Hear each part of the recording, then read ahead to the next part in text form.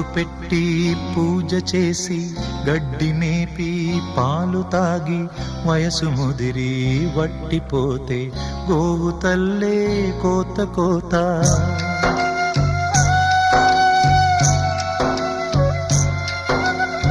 బొట్టు పెట్టి పూజ చేసి గడ్డి మేపి పాలు తాగి వయసు ముదిరి వట్టిపోతే గోవు తల్లే కోత కోత. విత్తు నాటి చెట్టు పెంచితే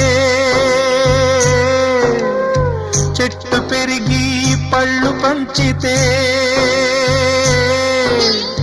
తిన్న తీపి మరిచిపోయి చెట్టు కొట్టి కట్టెలమ్మితే లోకమా ఇది న్యాయమా?